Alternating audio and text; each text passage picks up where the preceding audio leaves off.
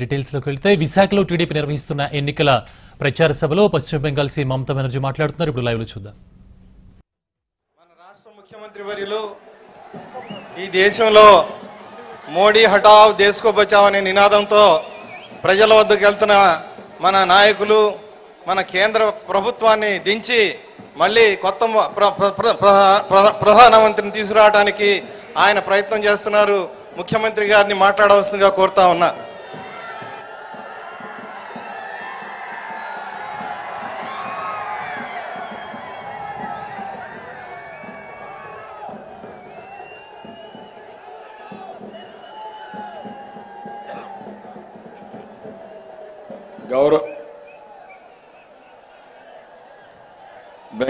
West Bengal ముఖ్యమంత్రి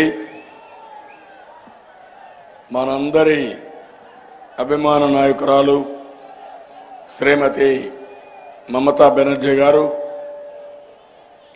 ఢిల్లీ ముఖ్యమంత్రి గౌరవనీయులు కేజ్రీవాల్ గారు ఈరోజు ఎన్నికల సందర్భంగా అభ్యర్థులుగా ఉన్నటువంటి పార్లమెంట్ అభ్యర్థి, విశాఖపట్నం పార్లమెంట్ అభ్యర్థి మన ఎంవీఎస్ మూర్తి గారి మనవడు, మీ అందరి అభిమాన నాయకుడు మూర్తి గారు, వారి మనవడైనటువంటి శ్రీ భరత్ కుమార్ గారు,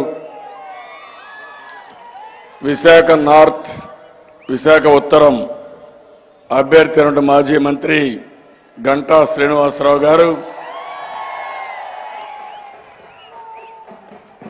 గాజువాక ఎమ్మెల్యే అభ్యర్థి పల్లా శ్రీనివాసరావు గారు, విశాఖ దక్షిణం తెలుగుదేశం పార్టీ అభ్యర్థి వాసుపల్లి గణేష్ కుమార్ గారు, విశాఖపట్నం తూర్పు అభ్యర్థి వెలగపూడి రామకృష్ణ గారు, భీమిలి తెలుగుదేశం పార్టీ అభ్యర్థి సబ్బం హరి గారు,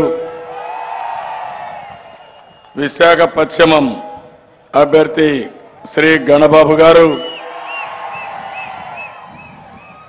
శృంగవరపుకోట అభ్యర్థి కోళ్ల లలిత కుమారి గారు, పెందుర్తి అభ్యర్థి బండారు సత్యనారాయణమూర్తి గారు,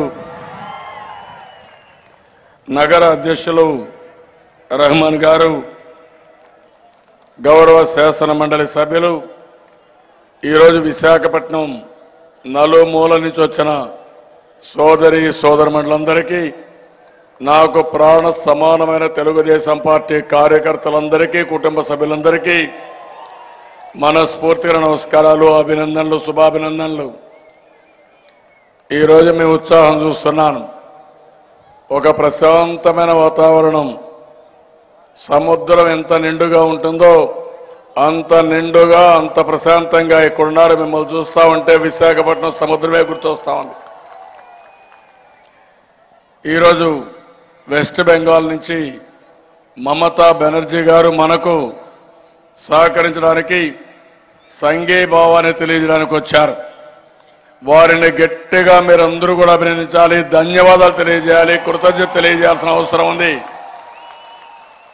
ఇంకా గట్టిగా చెప్పాలి. అదేవిధంగా ఢిల్లీ ముఖ్యమంత్రి కేజ్రీవాల్ గారు రెండోసారి వచ్చారు. మొన్ననే అమరావతికి వచ్చారు, మళ్ళీ విశాఖపట్నానికి వచ్చారు. వారు ఒకటే చెప్పారు, ఎన్నిసార్లైనా వస్తాను, మోడీ పోవాలి, ఆంధ్రప్రదేశ్ రాష్ట్రానికి న్యాయం జరగాలని చాలా దృఢ సంకల్పంతో కేజ్రీవాల్ గారు ఉన్నారు. గట్టిగా మీరందరూ అభినందించాలి, ధన్యవాదాలు తెలియజేయాల్సిన అవసరం ఉంది. ఇప్పుడే మమతా బెనర్జీ గారు ఒక శుభవార్త చెప్పారు మనకు. మోడీ షా పోతున్నారు, దేశానికి పట్టిన శని వదిలిపోతుందని ఇప్పుడే చాలా స్పష్టంగా చెప్పారు. వారిని మనందరం కూడా అభినందించాల్సిన అవసరం ఉంది. మొత్తం దేశమంతా కూడా అధ్యయనం చేసిన తర్వాత ఈ దేశానికి వచ్చే నష్టాలు కూడా చాలా చెప్పారు. నేను అడుగుతున్న నరేంద్ర మోడీ గారి నుంచి ఇదే మీటింగ్లో ఇదే స్థలంలో 5 సంవత్సరాలకు మునుపు మీరేం చెప్పారు, మీరేం చేశారో చెప్పే ధైర్యం నరేంద్ర మోడీకి ఉందా తమ్ముళ్ళు? మీరే చెప్పమని కోరుతున్నా. తిరుపతి వెంకన్న సాక్షిగా బయలుదేరాడు.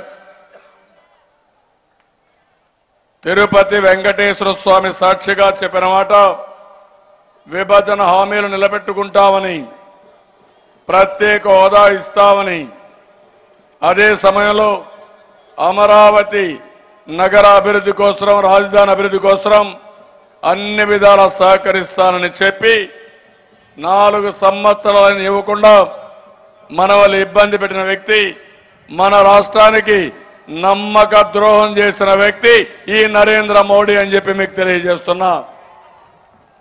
ఇంకో పక్క విశాఖపట్నంకి వచ్చి చెప్పాడు. ఇక్కడ కూడా చాలా నమ్మబలికాడు, అనేక మాటలు చెప్పాడు. నేను అడుగుతున్నా, ఈ విశాఖపట్నానికి హుదూద్ సైక్లోన్ వచ్చింది, అతలాకుతలమైంది. ఆ రోజు ఇక్కడికి వచ్చి హామీ ఇచ్చాడు, మొదటి విడతగా 1000 కోట్ల రూపాయలు ఇస్తామని 650 కోట్లు ఇచ్చి 350 కోట్ల రూపాయలు ఇవ్వకుండా ఎగరాం పెట్టిన వ్యక్తి ఈ నరేంద్ర మోడీ అని చెప్పి మీకు తెలియజేస్తున్నా. చెప్పిన మాట కూడా నిలబెట్టుకోలేకపోయాడు. అదే సమయంలో ఉత్తరాంధ్ర అభిష్టం విశాఖపట్నం రైల్వే జోన్ మనమందరం పోరాడాం, పార్లమెంట్లో పోరాడాం, బయట పోరాడాం, పోరాడుతూనే ఉన్నాం. ఈరోజు మీరు చూస్తే తలలేని జోన్ని మనకిచ్చారు, డివిజనే లేదు. విశాఖపట్నం ఆదాయం, ఈ డివిజన్ ఆదాయం నేరుగా ఛత్తీస్గఢ్కి వెళ్తుంది. ఇక డివిజన్ లేకుండా విజయవాడ డివిజన్ క్లబ్ చేసి కడాన ఒక జోన్ ఇచ్చారు నామమాత్రంగా. ఎవరికి కావాలి ఇదని అడుగుతున్నా, మీకు చిత్తశుద్ధి అని అడుగుతున్నాను. ఎందుకు ఇవ్వలేదు, ఇది మా హక్కు అవునా కాదా అని మేము అడుగుతున్నాం. మనమేమి ఇన్ని దయా దాక్షిణ్యాల కోసం అడగలేదు, మన హక్కు కింద అడిగాం, చట్టంలో ఉంది. ఎందుకు ఇవ్వరని మరొకసారి ఈ సభలో నరేంద్ర మోడీని నిలదీస్తున్నానని చెప్పి కూడా నేను మీకు తెలియజేస్తున్నా. ఇంకొక పక్క మీరు ఒకసారి ఆలోచిస్తే మన ఎయిర్పోర్ట్ అభివృద్ధి కోసం అడ్డం పెట్టాడు, ఫ్లైట్లు రావడానికి అడ్డం పెట్టాడు. ఇప్పుడు భీమనిపట్నంలో భోగాపురంలో ఒక మంచి ఎయిర్పోర్ట్ కట్టుకుందామంటే దానికి కూడా కావాలని అడ్డంకులు సృష్టించిన వ్యక్తి ఈ నరేంద్ర మోడీ గారు. ఎంత మీన్గా ఉన్నాడంటే ఇప్పుడే మమతా బెనర్జీ గారు చెప్పారు, హుందాతనం లేదు, ప్రైమ్ మినిస్టర్కు ఉండవలసిన స్థాయి లేదు, ఒక పద్ధతి లేదు. కడాన విశాఖపట్నంలో ఎయిర్ షో పెడితే లాస్ట్ మూమెంట్లో ఎయిర్ షోకి అన్ని రెడీ అయిన తర్వాత పిఎంఓ ఆఫీస్ చెప్పి ఆ ఎయిర్ షో కూడా లేకుండా క్యాన్సిల్ చేశారంటే, ఉన్న ఫ్లైట్లు వెనకాల తీసుకుపోయాడంటే ఎంత చౌకబారుతనమో మీరు గుర్తుపెట్టుకోవాల్సిన అవసరం ఉంది. ఉత్తరాంధ్ర 3 జిల్లాలకి, వెనుకబడిన జిల్లాలకి ప్రత్యేక సహాయం ఇచ్చినప్పుడు ఈ 3 జిల్లాలకు కూడా 7 జిల్లాలకు ఇచ్చి 350 కోట్లు మన అకౌంట్కి వచ్చిన తర్వాత మనం విభేదించామనే నెపంతో ఆ డబ్బులు కూడా తిరిగి తీసేసుకున్నాడు. ఇలాంటి నీచమైన మనస్తత్వం ఉండే వ్యక్తి ఈ నరేంద్ర మోడీ. నేను అడుగుతున్నా మిమ్మల్ని అందరినీ, ఈ నరేంద్ర మోడీకి ఓటు అడిగే హక్కుందా తమ్ముళ్ళు? మన గడ్డ మీద కాలు పెట్టే హక్కుందా అని అడుగుతున్నా.